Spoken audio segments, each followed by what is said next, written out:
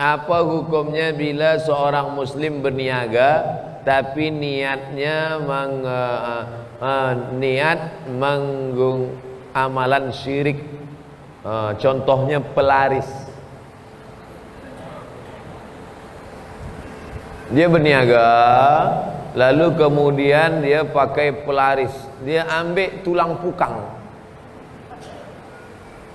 Tahu tuan-tuan pukang? Nama binatang. Atau dia ambil ada binatang itu boleh dia menggulung macam bola, namanya terenggiling. Apa namanya? Sama, terenggiling. Terenggiling ini dia kalau nak makan dia cukup bukakan mulut saja. Terenggiling ini buka mulut, nanti semut-semut, nyamuk-nyamuk, lalat-lalat masuk ke mulut dia. Maka orang yang ahli sihir, bomoh, dia pakai lidah terenggiling ini, dikeringkan, dipakai tempat niaga. Sebagaimana terenggiling membuka mulut rezeki datang, begitulah orang belanja ke kedai dia. Kedai orang dekat kiri kanan tadi, dia siram air mandi jenazah.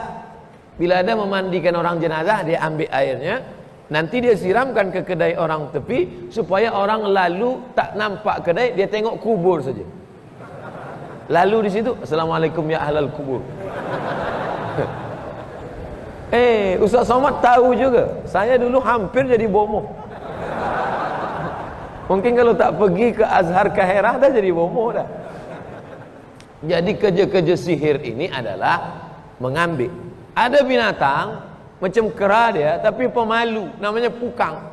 Jadi bila ada lelaki meminang budak perempuan, dia nak binang perempuan, perempuan ni tolak dia, tak mahu. Miskin, susah, aku tak nak dengan kau lah.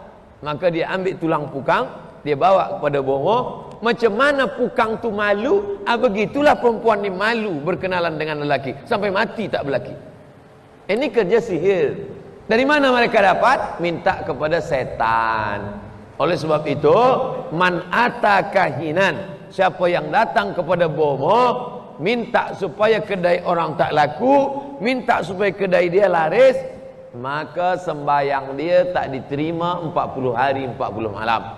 Kalau dia mati sebelum bertaubat, neraka jahanam tempat dia.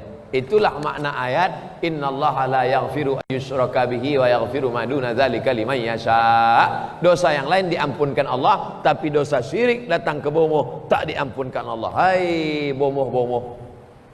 Saya bukan tunjuk bomoh, saya tunjuk kamera. Mana tahu ada bomoh yang tonton. Ustaz Somad tahu ke saya bomoh? Hai bomoh-bomoh, taubatlah. Hai bomoh-bomoh, berhentilah. Yang awak cari di dunia ni apa? Awak akan mati juga. Awak akan masuk neraka jahanam. Dikumpulkan segala miang.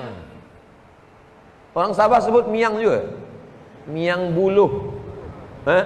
Miang buluh, miang tebu, miang segala miang dikumpulkan. Kumpulkan jadi satu. Lepas tu diambil emas. Emas dikikis ke dalam miang tadi, lalu dipanggillah jin hantu segala hantu. Hai mambang segala mambang, hantu segala hantu, datanglah. Lalu kemudian diletakkan ke ujung kuku. Bila benci tengok orang, petikkan, masuk ke dalam air minum dia. Lepas tu dia pun muntah darah, mati. Dengki. Siapa punya kerja? Bomoh. Kenapa bomoh boleh sampaikan ni kepada minuman orang? Sebab bomoh berkawan dengan syaitan, dengan hantu. Buka surat Al-Jin juz 29. Ya'udzuna birijalim minal jinni. Ada sebagian manusia berkawan dengan jin, fazaduhum rahaqa. Mereka semakin jauh daripada Allah Subhanahu wa taala. Jangan guna bomoh, jangan pakai dukun. Iyyaka na'budu wa iyyaka nasta'in. Ini banyak orang Islam sekarang, iyyaka na'budu wa bomoh nasta'in. Nauzubillah. Syirik. Bagaimana kita sampaikan niat yang sesuai? Nak infak surau, datang pada pengerusi surau, cakap pada dia, saya nak infak bila jumlahnya besar. Tapi bila kecil tak usah cakap, masukkan aja ke box. Ini kecil pun nak cakap juga. Assalamualaikum pengerusi surau, saya nak bagi ini berapa? 2 ringgit. Apa cakap? Bila kecil bagilah. Tapi bila agak banyak, tak cukup di box, maka dia bagi. Assalamualaikum pengerusi surau, saya nak bagi ini, tapi jangan tulis-tulis nama saya, tulis saja hamba Allah. Dah cukup, hamba Allah. Awak banyak bagi? Banyak daripada biasa. Biasa 2 ringgit, ni 2 ringgit 50 sen. Apalah.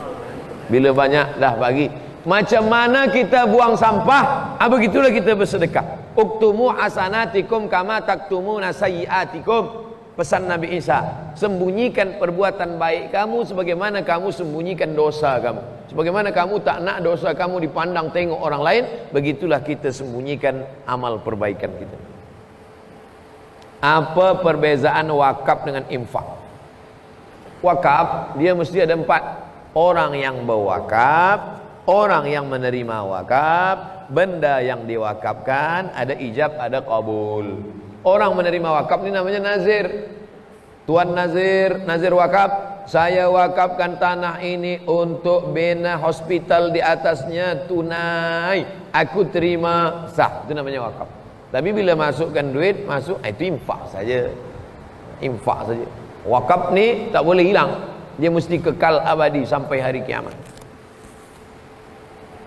Apakah terputus amalan sedekah bila duit yang telah disedekahkan itu habis digunakan?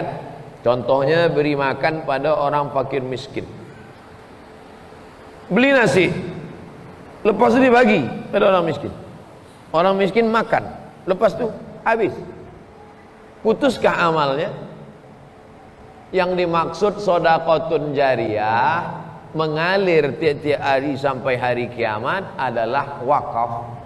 Adapun sedekah yang habis bukan berarti kita rugi lepas itu, tetap dapat pahalanya nanti ditengok pada hari kiamat. Sekecil apa? Famay ya'mal mithqala dzarratin khairan yarah. Jadi yang dulu bagi sedekah duit, lepas itu duit itu habis, atau dia bagi makanan, minuman, habis, maka dia tetap dapat pahalanya di akhirat. Dalilnya wa qadimna ila ma amilu min amalin, kami tunjukkan amal mereka di mata mereka. Ini sedekah engkau, ini barang yang kau infakkan, ini dulu nasi yang kau berikan, maka kita tetap mendapatkannya. Tuan-tuan yang selalu tiap-tiap bulan bagi beras pada anak yatim, maka dapat pahalanya. Nah, ini tentang masalah pahala balasan bagi orang yang berinfak. Mohon Ustaz jelaskan tentang mengamalkan ilmu aura. Rezeki untuk menarik rezeki, mendapatkan kehidupan yang bahagia dan berjaya. Ini ilmu jin. Dia pegang tangan kita, ini saya turunkan aura ni pada awak. Nanti selepas ini awak boleh membuka mata, boleh menengok orang lain. Pak Cik nampaknya auranya hitam, cocoknya tanam kelapa sawit. Ini nampaknya auranya kuning, ini berniaga emas. Ini auranya merah, ini berniaga cabai. Ini aura hijau, sayur-sayur mayur lah. Ini ilmu jin. Jin itu masuk ke biji mata kita, masuk dia ke mata kita, maka kita boleh menengok. Orang yang boleh menengok jin, dia punya jin. Kecuali wali-wali Allah, itu bukan dia punya jin. Kasyaf, kasyaf itu artinya disingkapkan Allah, singkap lalu kemudian dia nampak. Tapi nampaknya tak berkekalan, sebab Allah nak uji dia saja. Allah bagi dia nampak sekejap supaya dia istiqamah, habis itu hilang balik. Dia tak minta itu, sebab bila wali Allah nampak itu mengganggu dia daripada zikir. Jadi bila ada orang punya ilmu itu, dia nak tengok terus, itu sebenarnya dia bukan wali Allah, tapi sebenarnya dia mata dia sedang dimasuki jin. Sesiapa sahaja yang boleh menengok hantu, sebab hantu jin masuk ke mata dia, cepat-cepat ruqyah. Ruqyah. Ustaz, saya dah minta ruqyah, baca ayat kursi, kenapa setan tak keluar juga? Sebab yang membaca itu pun ulah dia macam setan juga. Maka setan tak nak keluar. Kata setan, takkan sesama setan halau setan. Oleh sebab itu maka cari ulama yang soleh, nanti dia bacakan. Mana tahu selama ini ada orang yang disangkakan alim, ustad, bajunya baju ustad, isinya hantu. Lepas itu dia masukkan. Saya masukkan pada awak ilmu aura ni. Nanti ni. Nah, nanti awak boleh nampak, tengok warna-warna. Nauzubillah. Kita disuruh hanya beriman, beramal soleh, mengikut tuntunan salafunas soleh. Tak ada Abu Bakar Siddiq memanggil Bilal, Bilal sini kejap, aku nampak aura engkau ni hitam lah. Tak ada. Tak ada sahabat-sahabat. Bahkan dulu ada sahabat yang menengok jin, nampak dia jin kecil, dia ambil tongkat, dia pukul. Jin, pergi sana jauh. Bukan berkawan dengan jin. Sekarang orang berkawan dengan jin, minta pertolongan jin. Na'udzubillah.